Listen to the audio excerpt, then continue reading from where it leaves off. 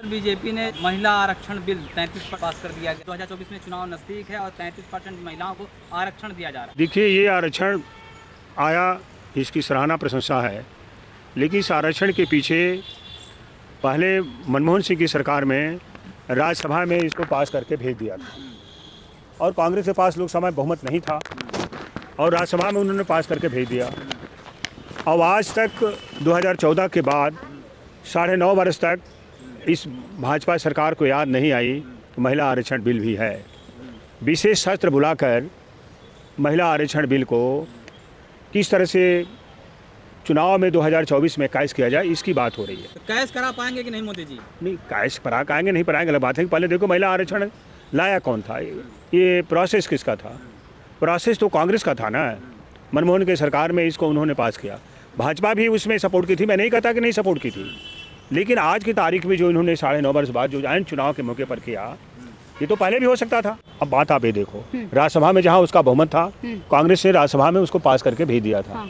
और अगर महिला का अगर बात करते हो, महिला सशक्तिकरण की बात करते हो, तो मैं तो उस समय ले जाना चाहता हूँ 1985 में, जब राजीव गांधी जी प्रधानमंत्री थे। पंचायतों राज्य में, स्थानीय निकाय में, दोनों में राजीव गांधी जी ने महिलाओं को 33% आरक्षण दे दिया। तो उस समय भी कांग्रेस की सोच थी कि महिलाओं को, क्योंकि ग्राम प्रधान बहुत कम हो पाते थे, निकायों में कम हो पाते थे, मेयर कम हो पाते थे, ब्लॉक प्रमुख कम हो पाती थी, डिस्ट्रिक्ट बोर्ड चेयरमैन कम हो पाती थी और लोकल बॉडी से एमएलसी कम हो पाती थी, इसलिए उनका प्रतिनिधित्व देने के लिए उन्होंने महिलाओं को लोकल बॉडी में, एमएलसी में तो नहीं हुआ, लेकिन उन्होंने ग्राम पंचायतों में और स्थानीय निकायों में उस समय तत्कालीन प्रधानमंत्री राजीव गांधी ने, लेकिन जब लागू कर रहे हैं अभी नहीं, 29 तक लागू होगा। अब यही तो बात है ना, ये लागू क्यों नहीं कराना चाहते हैं? इसको लागू करें ना, कौन रोका इसको? वो करें, सेंसस होगा, ये होगा। 11 में हुई थी ना, 11 में हुई थी ना, उसको करे, उसमें कहा विपक्ष विरोध कर रहा है। आरक्षण की बात हुई है, उसके बाद से योगी जी का एक बयान बहुत ज्यादा वायरल हो रहा है, जिसमें वो कहते हुए नजर आए हैं कि अगर सारी महिलाएं जाएंगी तो रोटी घर में खाना कौन बनाएगा? तो ये एक अलग बात है। तो वो तो एक, अब उनकी बात को तो अब मैं क्या कहूँ, कैसे देखो, वह तो एक स्टेप वाइज काम हो रहा है। अब देखो, अभी 2 महीना गैप है ना, ये लोकसभा का ये लिया दिया बिल उन्होंने। अब जनवरी में राम मंदिर का उद्घाटन करेंगे, तब तक 2024 का चुनाव आ जाएगा।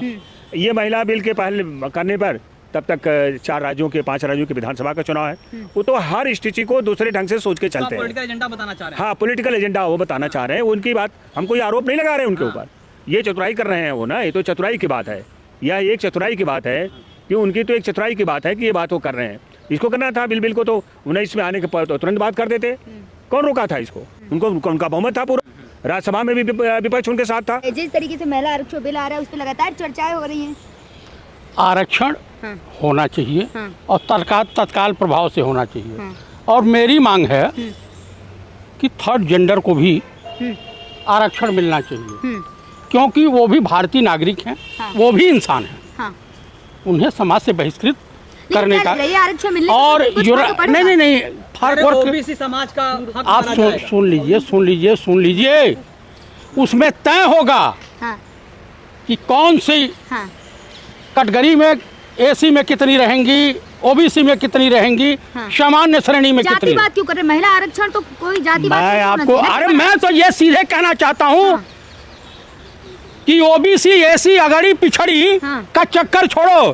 50% महिलाओं को दे दो, 50% पुरुषों को दे दो, बात समाप्त। और इस आरक्षण का लाभ किसको मिलेगा जानती हैं? किसको मिलेगा? आम पब्लिक, आम जो घरेलू महिलाओं को नहीं मिलेगा।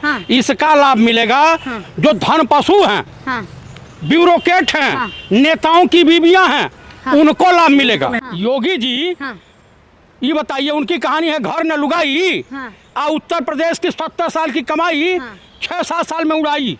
कहाँ उड़ाई बना रहे हैं? अरे क्या बना रहे हैं?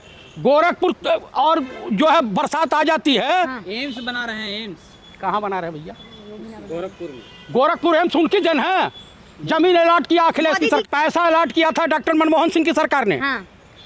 अब सरकार दोनों चली गई। देखिए ना, गोरखनाथ मठ पहले कैसा था, अब कैसे काया पलट दी योगी जी ने गोरखपुर की। हाँ, तो चढ़ावा से पलटी का। उत्तर प्रदेश में जो टैक्स का पैसा जाता है, उसी पैसे से काम तो कर रहे हैं ना। अरे हो गया लाइन ऑर्डर। महिला रात को 12 बजे घूमती है, क्या बात कर रहे हैं? मैंने आए दिन बलात्कार हो रहा है, आए दिन अपहरण हो रहा है, आए दिन छिनैती हो रही है।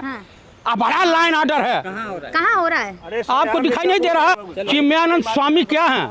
मिर्ज़ापुर में अभी चुनार से जब आगे गाड़ी जा रही थी, मिर्ज़ापुर जो बैंक की गाड़ी लेकर के जो पैसा लेके जा रही है, दिन दहाड़े बदमाशों ने घेर करके उसमें जो गार्ड बैठा था, पहले गार्ड को गोली मारा, अब पूरा 35 लाख रुपया लेके चले गए। आज तक पता नहीं तो चला। क्या कहना चाह रहे हैं? यूपी में लॉ एंड ऑर्डर नहीं है? नहीं, मैं ये नहीं कह रहा हूँ जो आप जहाँ पे ये भी करें कि लॉ एंड ऑर्डर पूरा दुरुस्त हो गया है। दावा कर रहे हैं योगी जी? नहीं, योगी जी दावा कर रहे हैं। वो ये घटनाएं हो रही है ना, महिलाओं के साथ लखनऊ में अभी हुआ है ना, अभी लखनऊ में महिला के साथ हुआ है ना, क्यों नहीं हुआ? तब उसको क्यों कह रहे हैं कि नहीं हुआ?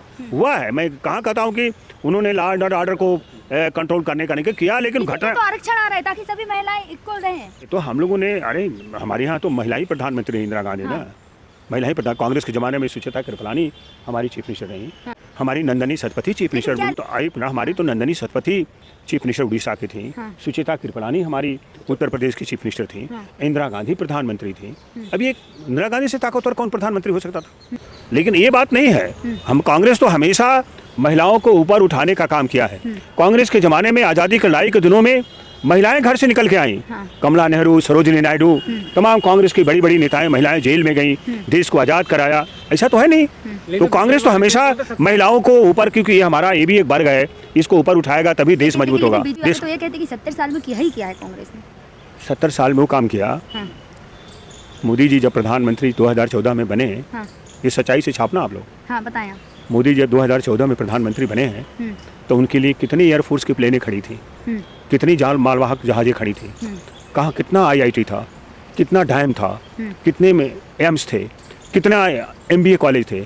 अब जब नेहरू जी 2047 में प्रधानमंत्री बने थे, उस समय क्या था? नेहरू जी एयरफोर्स की 2 मालवाहक जहाज पर चला करते थे। मतलब 2 मालवाहक जहाज थी जिस पर नेहरू जी चलते थे एयरफोर्स की। तीनमूर्ति भवन में थे, उसमें टेलीफोन नहीं था। पूरे देश में 22 लोगों के पास टेलीफोन था। नेहरू जब प्रधानमंत्री बने थे तो लोगों के पैर में चप्पल नहीं थे। खाने के लिए हमारे गांव हम लोग की तरफ गेहूं और चावल के बाद छोड़ दो, ये सावा, उस समय सावा होता था, कोदो, वो लोगों को खाने के लिए नहीं मिलता था। और उस समय बर और पीपल का जो पेड़ है, सामने पीपल का पेड़ खड़ा है, उसका लोग गोदा खा के रहते थे।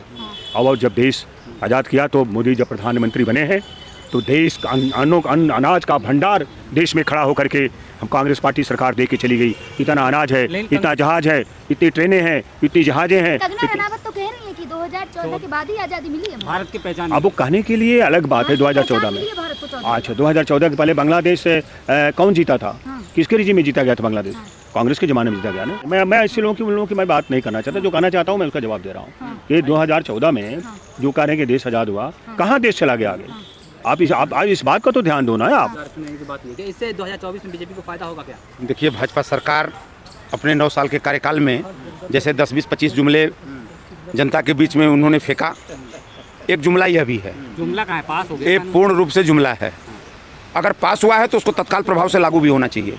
तो अगर बिल कहाँ लागू? 2029 की बात कर रहे हैं। वो सेंसर होगा ना, वो तो पता चलेगा। नहीं, जब आपको पता ही नहीं है तो प्रोसीडिंग ये कहती है कि पहले आप महिलाओं का आप गणना करवाते, उसके बाद इस बिल को लाते। ये चुनाव के समय विशेष सत्र बुलाकर आपने चूतिया बनाने का, बेवकूफ बनाने का जनता को जो काम किया है, जनता इतनी बेवकूफ अब रह नहीं गई है। तो पास तो हो गया ना, तो लागू। अरे पास मेरे भाई, पास आप हो कर लिए।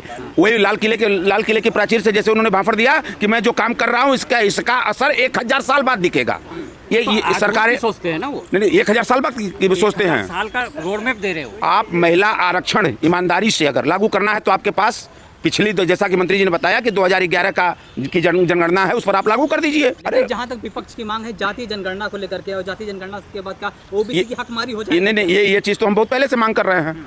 हम तो मांग कर रहे हैं कि आप जातीय जनगणना कराओ, जातीय जनगणना के आधार पर हिस्सेदारी तय कर दो। जिसकी जितनी संख्या भाई उसकी हिस्सेदारी आप करो ना। आप भाग क्यों रहे हैं? अभी कल राहुल गांधी जी ने सदन में आपको बोला है कि इनके पास 90 सेक्रेटरी वहाँ काम कर रहे हैं, जिसमें ओबीसी 3 है। आप किस समान अधिकार की और समानता की आप बात कर रहे हैं? लेकिन जो राज्यसभा में कांग्रेस भी पास की थी, उसमें भी तो ओबीसी आरक्षण नहीं था ना। नहीं, आरक्षण में उस महिला विधेयक लाई थी जिसमें राज्यसभा में उन्होंने 33% दे दिया था। लेकिन उसमें भी ओबीसी का आरक्षण नहीं था। नहीं, देखिए, महिला आरक्षण के लिए ये व्यक्तिगत मेरा मानना है कि महिला आरक्षण के लिए 33% जो दिया गया है, इसमें ओबीसी और एससी की बात ही नहीं चाहिए, सिर्फ महिलाओं की बात होनी चाहिए। 33% महिलाओं की भागीदारी सुनिश्चित होनी चाहिए। महिलाओं को भी आप एससी और एसटी में अगर बांटेंगे तो फिर गड़बड़ हो जाएगा। महिलाओं की एक अलग भागीदारी आप कर लीजिए। तो अभी तो योगी जी भी बोल रहे हैं कि देना भी गलत है, उन्हीं की, मतलब भाजपा की सरकार बोल रही है। तो ओबीसी की अगर भागीदारी अगर कांग्रेस बोल रही है या अखिलेश बोल रहे हैं, तो आप जाति जनगणना जो हुई है, जो 2011 की हुई है, उसके आधार पर आप महिलाओं को आरक्षण दे एससी, दीजिए। एसटी, ओबीसी और माइनॉरिटी को कोट ना करके सिर्फ महिला आरक्षण की बात की गई है, क्या इससे हकमारी होगी क्या समझाएं? देखिए, अगर इसको आप पारदर्शिता से लागू करना चाहते हैं, ईमानदारी से लागू करना चाहते हैं, तो आपको एससी, एसटी, ओबीसी का पहले गणना कराकर तब इसको ईमानदारी से लागू करिए। नहीं तो सत्य यही है कि इसमें कुछ विशेष लोगों को ही लाभ मिल पाएगा, चाहे वो नेता के परिवार के महिलाएं हों या फिर किसी ब्यूरोक्रेट की महिला हो। आखिरी सवाल, 2024 में इसका फायदा मिलेगा कि नहीं मिलेगा? किसको? मोदी जी। एकदम नहीं मिलेगा। इसका कौन सा फायदा मिलना है? आदिवासी को 33% आरक्षण देना, 33% आरक्षण, अभी मंत्री जी ने बताया कि 33% आरक्षण महिलाओं को आज से बहुत पहले कांग्रेस गवर्नमेंट ने पंचायती राज में, नगर निकाय में कांग्रेस पार्टी ने स्वर्गीय राजीव गांधी जी ने दे रखा था, जिसमें लाखों लाखों की संख्या में महिलाएं आज अपना प्रतिनिधित्व कर रही हैं। पंचायती राज से लेकर बीडीसी से लेकर प्रधानी से लेकर जिला पंचायत से लेकर लाखों लाखों महिलाएं इस देश में अपना प्रतिनिधित्व कर रही हैं, अपने पक्ष को रख रही हैं। और यह सोच माननीय श्रीमती सोनिया गांधी जी की थी कि सदन में भी इस देश की 33% आबादी अपने प्रतिनिधित्व को करे, इसीलिए राज्यसभा में भेजकर इस बिल को जीवंत रखा। यह बिल आज जिंदा रही, तब वो बिल को आज पास किए हैं। इसके लिए अगर ईमानदारी से धन्यवाद देना है तो श्रीमती सोनिया गांधी जी को देना चाहिए।